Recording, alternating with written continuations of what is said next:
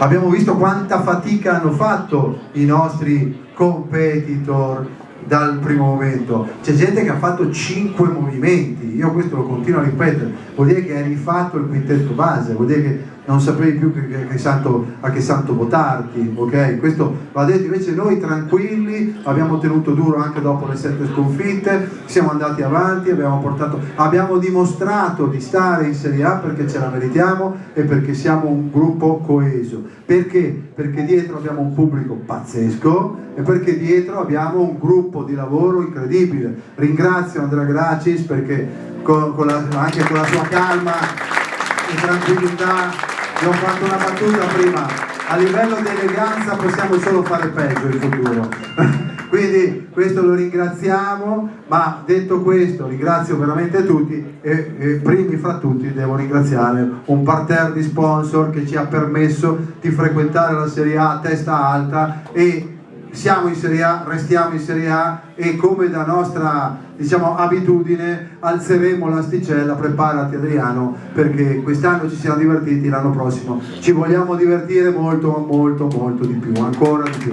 Quindi complimenti veramente a tutti, io vi ringrazio per tutto quello che fate per noi.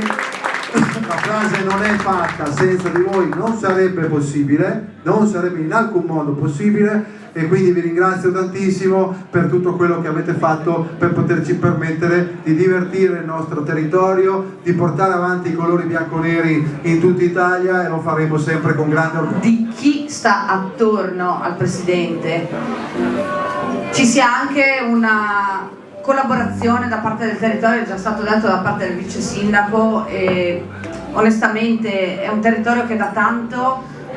Quest'anno abbiamo avuto anche l'apporto di BCC con il naming del nostro palazzetto, ed è stato fondamentale, ed è stata una operazione che ci dice quanto questo territorio è legato a quello che le società fanno, le società sportive come APU fanno per la comunità.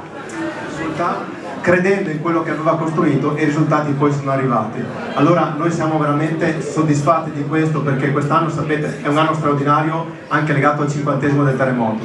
Abbiamo parlato moltissimo di questa celebrazione, di questo anniversario, abbiamo ricordato quelli che sono i valori del Friuli, abbiamo ricordato come il Friuli si è plasmato, si è costruito, si è rafforzato da quella tragedia, e che io credo che la forza dello sport, la forza dell'imprenditoria del Friuli Venezia Giulia, la serietà che c'è oggi nel mondo imprenditoriale, economico e sportivo della nostra regione sia frutto ancora di quell'epoca. E quindi oggi io faccio veramente un ringraziamento enorme per quello che avete costruito, un grandissimo in bocca al lupo per la nuova stagione. Mi pare che i propositi sono i migliori. Alessandro, ti faccio un grandissimo veramente complimento per quello che hai fatto, ma soprattutto naturalmente un in bocca al lupo per le sfide, e sono convinto che arriveremo a risultati ancora più importanti, portando sempre il Friuli Venezia Giulia ovunque, perché lo sport traina la nostra regione. Attraverso lo sport, attraverso l'APU, il Friuli Venezia Giulia è arrivato ovunque. Continuate così e grazie di cuore a tutti voi.